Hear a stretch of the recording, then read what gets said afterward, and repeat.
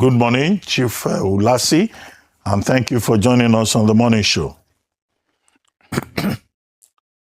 Good morning, to you and your group there. Good morning, all of you. Morning, sir. Well, quickly, your thoughts on the idea of zoning, which, as I was saying, was it yesterday or the other day, it's not even a provision in the Constitution, apart from this idea of a federal character, which I'd argue should have a sunset clause.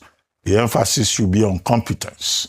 So why is zoning such a big deal when the emphasis should be on competence? Now, Waziri Adamawa Atiku Abubakar also agrees that there should be competence. But people say he's been, he's self-serving. When he says zoning, he's self-defeatist and all of that. Well, when it comes to competence, it will look like if you check all the people looking for position, the presidential position, that Waziri Adamawa would appear on paper to be the least experienced and the least qualified in terms of credentials. So please, can you address these two issues? Good morning to you and your friends and your colleagues there. I want to make a reference to before the Nigerian Civil War. For almost 5-6 years, Tafawa Balewa was the Prime Minister of this country. And Nnamdi Azikiwe was the first Governor General and later President, non-executive President, so to speak. But at least he gave a sense of belonging to people from different parts of this country, that they have a say. So the idea of zoning is a concept that gives one a sense of belonging. It goes down to local governments. If there are about 3 or 4 communities in one local government, you don't expect that one particular community will continue to produce chairman of that local government. It is not constitutionally wrong, but it is morally wrong to the extent that those other people don't have a sense of belonging, for whatever it means. Because we're in a country where people think that you go into government just to share money. And they see that people go there to make money, steal money, as it were. So everybody has a tendency to want to be there. So let us go and steal our own. Unfortunately, that problem of corruption has become genetic, environmental, that nobody thinks anything else about how to make money. And we have to correct that impression. To answer your question strictly, zoning is not a constitutional matter, but it's a matter of convenience that gives everybody a sense of belonging. But it also means that, or rather shows that every zone has somebody competent. When Atiku Abubakar is talking about competence and this, what has he? He's a degree holder. There are thousands of people who have doctorate degrees all over. There's no local government you come in this country. You don't see interested persons who are very qualified to want to help the affairs of their people. So what we're saying is that let's give every zone, every community a chance to want to be part of the system. That is all. Okay, I hear you. But let me just ask, you said something quite interesting, that everybody wants to get in there or wants their zone represented so that they're able to get money. Is that the purpose of politics and governance? Is that what politics and governance has been reduced to in Nigeria? All about who will be there to be able to get money? Because that shouldn't be the spirit. I mean, you ended on the spirit, which is on the basis of inclusion and fairness and what is moral. But when you throw up that basis of wanting to that, I want you to clarify that, because is that where we are politically, where people are voted in or get into office just for what they can get? Well, when you see a society where people take a vow for unsurpassed devotion to stealing instead of unsurpassed devotion to public work, then you see the problem we have, why people are struggling to want to get there. Because they stay. I was giving you an example of a local government. In a local government where there are 3, 4, 5 towns, and they see Mr. A, Mr. Ulasi, Dr. Abati, A and B, with nothing, not a Volkswagen. They watch you go into a council. After 2 years, you are driving a CVU. You are building a house in your father's compound. These are people in your own environment. This is what is happening. You are doing no other business. And the conclusion is that there is a way of milking out money from the people. So that's exactly what I mean. If people go into governance with reference, have values, my father was this, my mother was this, was his mother keeping the church money, the village women's meeting without appropriating it?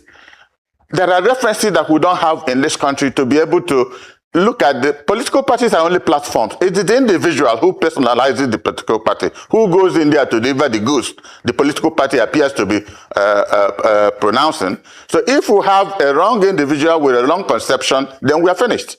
And this is why up to now, in the last exercise I had you people on this platform, I said 21st century, I challenged only about 4 days ago, and I must admit, they asked me not to mention their name. 4 governors in this country, 3 from the north, 1 from the south, called me to say they listened to my program, and that what I said was true.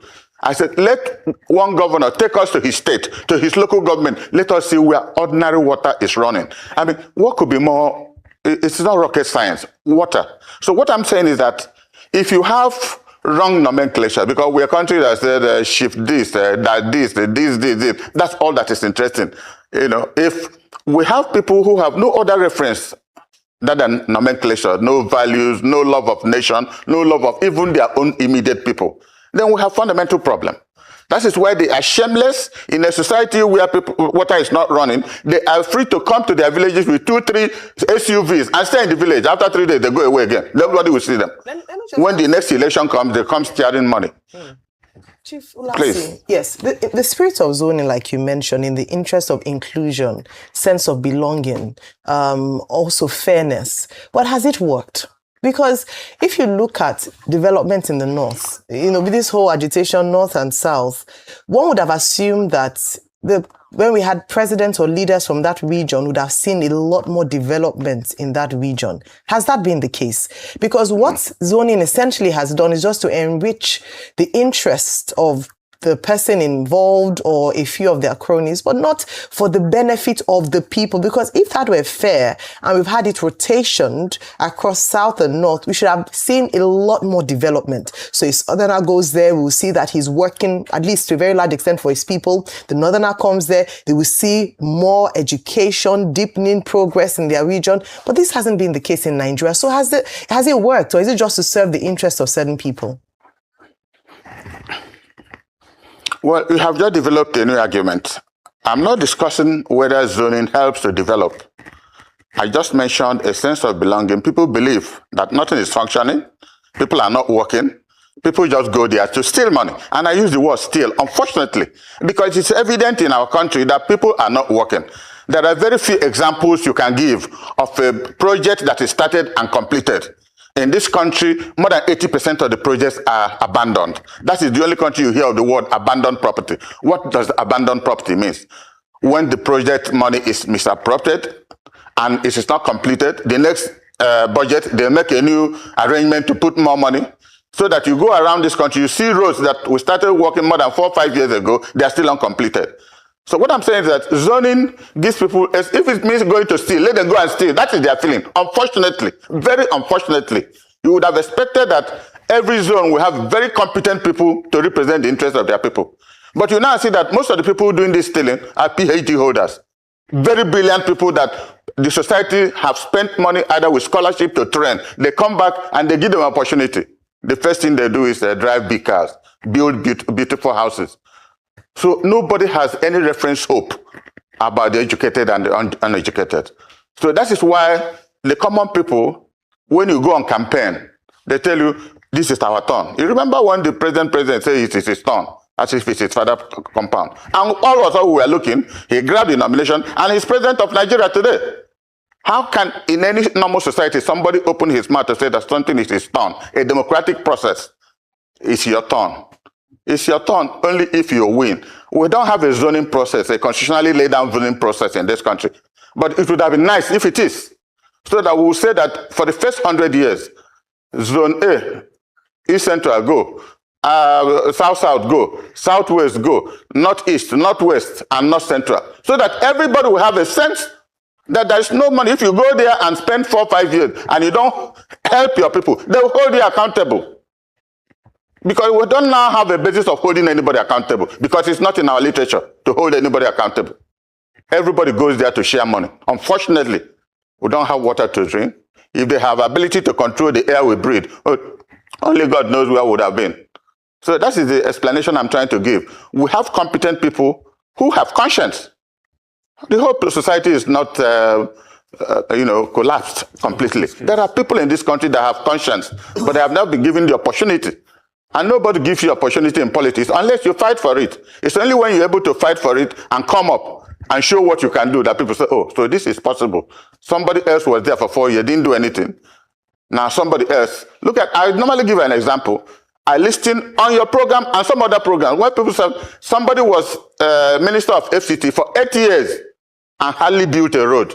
Somebody was there for 4 years. And your stations, everybody was there looking at what somebody has done in under 4 years. This is what I call development. This is what I call values. Even if my late father used to have a saying, if you are given 10 kobo and you must steal, please steal 10 kobo. I mean, if you're given 1 naira and you must steal because it's genetically applicable to you, use 80 kobo to work so that people might not know that you stole 20 kobo. But in Nigeria, you give somebody 1 naira, he will steal 50 kobo. When he starts a job and sees that he cannot finish, they distribute the remaining one. That is the problem we have. We pray that a time will come when young men and women will have the values attached to public service. We have a vow to deliver, to help their people. Because most of our people are still very illiterate in the rural environment and they have no ability to talk. Even when they are annoyed, they have no way to express it. I have this opportunity because you have called me up to speak. How many millions of other Nigerians who are suffering do not have the opportunity to want to say, my local government chairman is not working. My councillor we sent 5 years ago, he has built 3 or 4 houses. He's not doing anything. How many of them do you can't hear anybody saying that. We have to have a period of introspection. We have to have values. We have to feel sympathy for our people. This is no more, it's not no more colonization, but what we're having now is worse than what the white people did to us. They did to us and went away. But how are we now dealing with our own people? We don't want them to progress. I mean, it is difficult to want to address the issues of Nigerian problem. There are places it is worse. Like I told you, I visited about 4 states. And 1 or 2 governors took me around what they are doing. Say it is difficult because if people they took over from started doing something, it would have been easier. There are places in the north, when you look at the extent, probably you take 2 or 3 hours to go from the state capital to a local government. Expanse of land. And people are living in patches. And nobody remembers them. And these are human beings, citizens of Nigeria. And yet our people go from France to Dubai to here. That is the excellence of Nigeria. Oh, I'm in London, I'm in Paris, I'm in New York. Shamelessly, we say that. These are people who have worked with the limited resources they had at their time to develop their people. And we can't even give water. I believe that there must be a democratic revolution so very soon in this country. We cannot continue this way. I mean, Mr. Dan Ulasi, thank you so much. You hit the nail on the head. In fact, like I said yesterday, I think maybe you copied the word shame for me because me too, I said I'm ashamed of myself that we're even talking of zoning in 2025 when the world is talking about AI. We have just celebrated our failure. We have failed as a nation. We keep jostling. And it's not that when these people even get into power, they will change our lives. So we're just in circle foolishly and just moving along stupidly. And that's the kind of life we're living. But in as much as we talk about all of this, it's unfortunate. Injustices need to be fixed. Yes, we can talk competence. Can you explain to me why somebody of the Southeast extraction has not been president since we returned to democracy? You know, I think I'm in a competent position to explain that. You know, coming from the aftermath of the Civil War,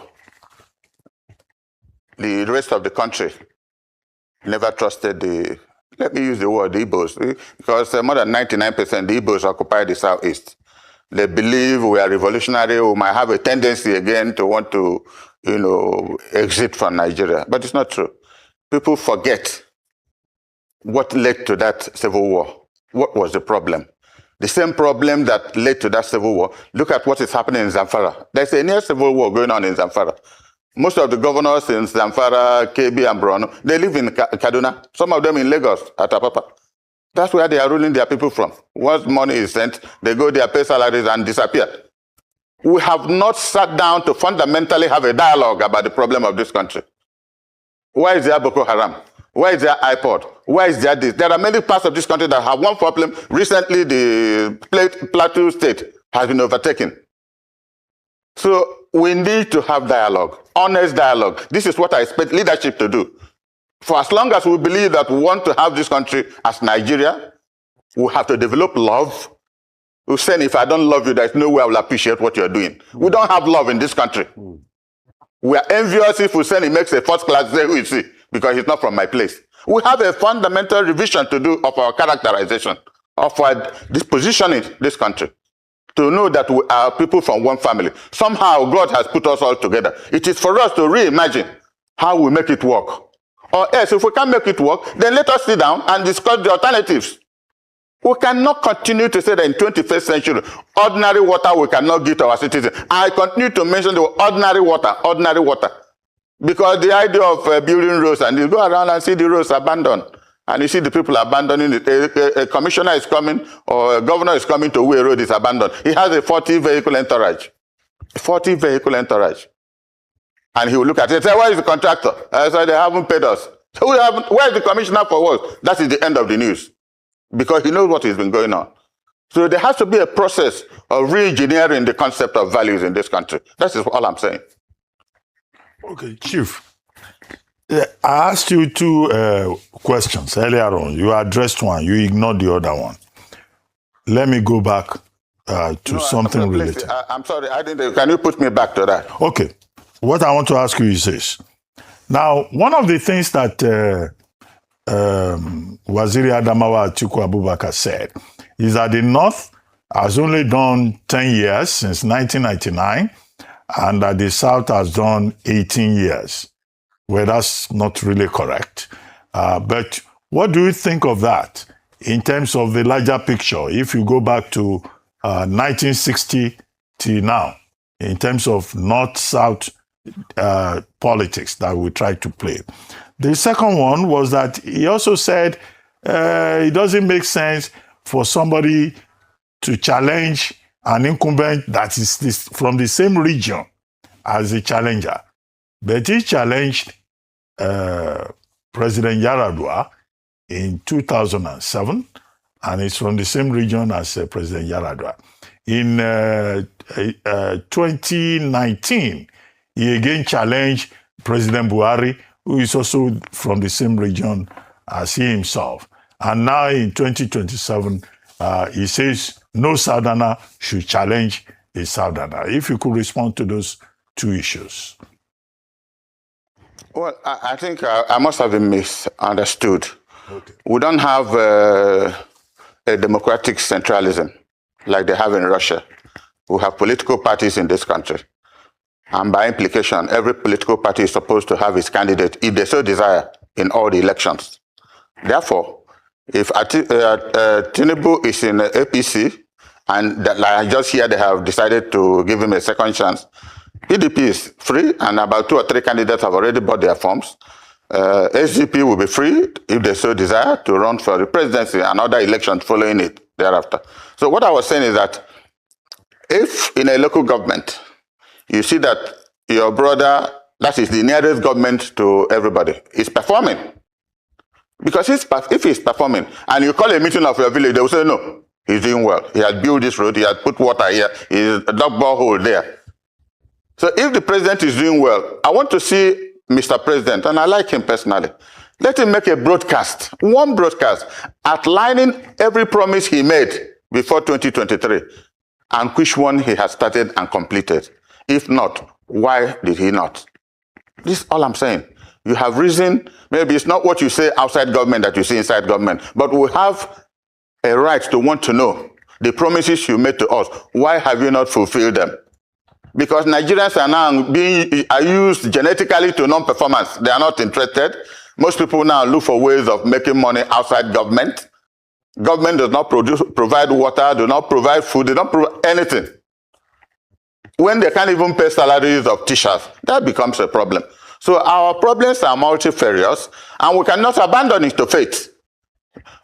Like I told you, 2 or 3 governors have called me saying, we are doing this, we are doing this. We appreciate what you have said. And I said, I live in Enugu since 1974. I left the university 1973. I was first state of National Youth Service Corps. Since I finished, I came back, I've lived in Enugu. The present governor has made tremendous change from what he made. Even more exciting is what is happening in Abia. So, and the last time I said all the 5 states where I reside are going beyond the call of duty to express interest in helping their people in projects. But there are places you see, governor, they are not interested.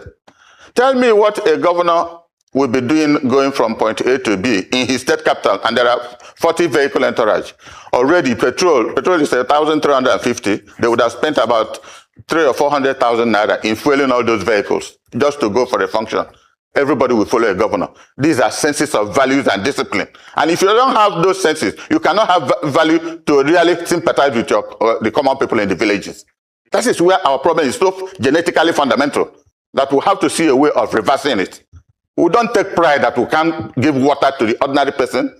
You drop your leg. Even some African countries, the water is running there. I continue to mention the water, the item water, because most diseases come from it. See our people in the villages, see where the water they are drinking, you weep. And they have a right to clean water. We don't give it to them. Absolutely. That's all I'm saying. All right. Well, very well said, Chief Dan Ulasi. I don't